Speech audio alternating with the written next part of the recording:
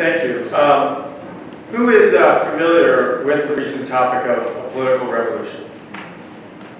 Okay, that's pretty good. I'm going to talk about what does that really mean? Is that something that's going to happen just for the last 4 months and the next 6 or 8 months? Is that something that is going to be something that will happen maybe for the next 4 years, depending on who is president, or 8 years, depending on who is president? What really is a political revolution? And where does that term come from? And why are we actually so lucky here in Vermont to actually know what a political revolution is and what it can be? So I first actually met Bernie Sanders back in 1992. I was a student here at the University of Vermont and met this person who spoke for what they believed in and stood for what he believed in and didn't really waver, which, as you know, has been one of the hallmarks of his campaign this time around. And thought, wow, this is pretty amazing. You can engage in politics, which as a cynical student, I thought, I was sort of tired of it at the time. So you can engage in politics and stand for what you believe in, and maybe change can actually happen. And in some respects now, 20 years later, I stand and go, wow, change is very slow, change is very difficult. But how does it happen? And Bernie has talked about the revolution, and I'm wondering, what do we each think of as what this revolution is? And I can mostly just reflect on what I've seen as a revolution within Vermont that I think from the rest of the country is now fortunate enough to start to see, but the question is it going to be? And the reason I see that is, in Vermont, I engaged with Bernie, that then got me involved in politics. I'm now one of your state senators. And I've looked back at some of the issues of Vermont and really thought, wow, when you look at different states in the country, and you look at policies that states have moved, that have really shifted the discussion in this country, we are actually really one of those places that has uniquely changed so much. For many of you, you may not have known or may not really know much about marriage equality and how did it come to pass in Vermont. But in 2000, thousands of Vermonters talked about their personal experiences with other people and eventually engaged in the political process by discussing politics of all things and humanity of all things with their friends and their neighbors and their elected leaders, and we passed a law called civil unions. 14 years later, people can get married anywhere in this country to a person of the same gender. In all of 15 years, that happened from 2000 to 2015. But that didn't just happen because someone said, let's make this happen. That was partly because here in Vermont, people engaged. And engaging in the political process is what the revolution is all about. It's not even just engaging in the political process for a few minutes here or there, or going to vote on election day. It's engaging day in and day out. Whether, as our last speaker talked about, engaging with the person who falls and creating the change you want to create, but doing that on a daily basis in each of your decisions that you make, in what you buy, or how you react in a circumstance where someone might be being bullied or picked on. Do you just walk away, or do you engage? The political revolution is about engaging. And if you look at Bernie, you sit there and go, how does this guy ever not engage? It's just engaging and engaging and engaging. We don't all quite have to be Bernie, although any one of us could be. And so engagement and being the revolution is what I'm going to talk about here around a couple different issues in Vermont that have shown how you can make that change. So I've just talked about civil unions and leading to marriage, and I'm going to go through a couple issues fairly quickly. But another one that has been happening over time is cannabis reform. We are currently discussing that at the State House, but it all started, well, decades ago by people far before me, talking about, is a policy working or not in our society? And eventually, myself and others started talking about it in the political process. But we are only able in the political process, those of us who are elected, to make change happen. we're only able to make that change happen by folks engaging. And so in the cannabis discussion, more and more Vermonters started talking amongst themselves, and then eventually with their political legislators and others to say, you know, the policy is not working. There is cannabis everywhere. It is an underground scenario. Why is this legal or illegal? We started asking questions and having those discussions, and now we are having that conversation. But none of that happens unless each of you engages in that conversation on a regular basis. And so cannabis went from medical cannabis in the early 2000s to expanding towards decriminalization a few years ago, and now we're talking about full-on changing the way we manage it in society, and instead of having an underground scenario to one where we have a managed and regulated system in our culture. Now, again, that doesn't happen because politicians just go, oh, you know, it's time to have this discussion. Because frankly, most politicians are kind of like, for lack of a better word, cowards. We don't actually want to stick our necks out very far, because what happens when you do that is you lose.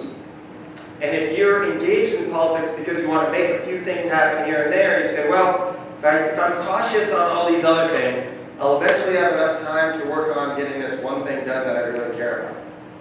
So for the most part, politicians are fairly cautious individuals. It's pretty interesting in this presidential dynamic, we've got two very non-cautious people who are actually leading on either side of the spectrum. Because frankly, most people want more than that. But as political folks, we are very cautious about what we do. And it's only through the groundswell of people out there, you here in this room, and in rooms just like this across the country, that that revolution actually builds up from the bottom and gives political folks the courage to stick their necks out and push that envelope. So whether it's civil unions and marriage, as we did in Vermont, whether it's cannabis reform, which we're currently doing, whether it's universal health care, which we've almost got in Vermont, we stumbled backwards a little bit, we'll hopefully get there. But again, topics that people have to say, something's wrong here, we want you to do something about it, we want change to happen. And that revolution is only going to continue to happen as you engage. I don't know how many folks have seen the YouTube video that in all of 3 days has 20 million hits about Texas Tech University. Has anybody seen that? Nobody. Wow, well, that's good, because it means it's something new for you to see. There was a YouTube video put out by some students at Texas Tech University where they interviewed their peers on campus. And they asked a couple questions. One was, who is the vice president? And of course, they selected who they showed, so I don't know how many folks answered the right answers or not. But a number of people were, not sure. Fair enough. Then they said, the other question was, shoot, what was it? Mind blank here. Oh, who won the Civil War? And a number of the students that they asked were like, is this a trick question? Gee, I used to know. What was it? I don't remember. And then they asked, what TV show is Snooki on? I don't even know who that is. But do you all know who that is? Snooki or something like that, some character. And like, the answers were like this, that, and the other. Everybody rattled right off. Another one was, who is Brad Pitt married to? How many people know? Raise your hand. Who is it? Angelina Jolie. Well, they answered that one right on. In fact, a bunch of them even knew that before that he was married to Jennifer Aniston. Well, the revolution isn't going to happen by people getting so absorbed in TV and alternative ways to just take your mind away. The revolution is going to happen by your engaging in your reality. And you can go into these little things that we call a cell phone that are actually computers that a phone function. And we can live in those, and we can live in TV, and we can live in distraction world, and we can let the world go by and let other people dictate to us what's going to happen to you, what's going to happen to our environment and our climate, what's going to happen to your potential opportunities for work, what's going to happen to all those things. Or you can engage and be part of the revolution. Now, I'm not saying everybody in this room has the same set of views on what that revolution is going to be. But we're going to have a lot better chance of making it happen in some direction if you engage than if you don't engage. I'm going to talk about one or two other brief issues where Vermont, by having an engaged citizenry, which for those of you from Vermont probably have grown up and recognized what we do here in Vermont. We have community meetings, town meetings, etc., and discussions on a pretty regular basis. It's small enough that we all know each other. And those of you from somewhere else, hopefully while you're here for a few years or maybe the rest of your lives, will realize and recognize how engaged we can all be. But two other issues that Vermont has led the way on, so I've talked about marriage equality, I've talked about cannabis reform, which a couple other states have done through direct voting. We don't have referendum here, we only have policy making through our legislative body. And again, that means you have to be active enough that political people aren't too nervous to vote for something and recognize that actually people want it to happen. But the two other issues I would say that have happened recently that have been fairly significant with respect to what other states have done or most have not done. Another one is end-of-life choices.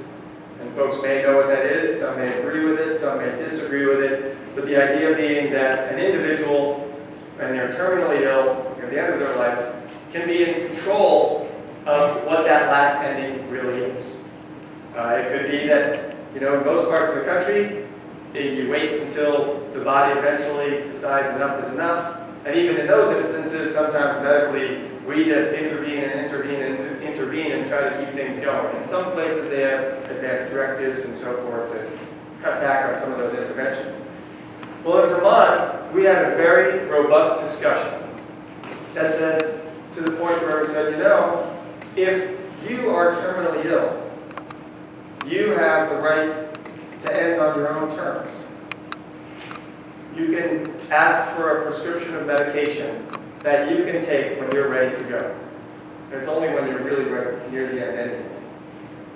And that was a very hard discussion.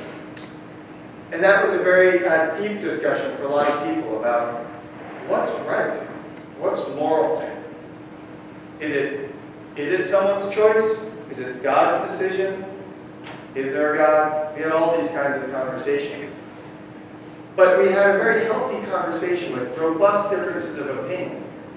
And in fact, we ultimately voted on it a couple of times.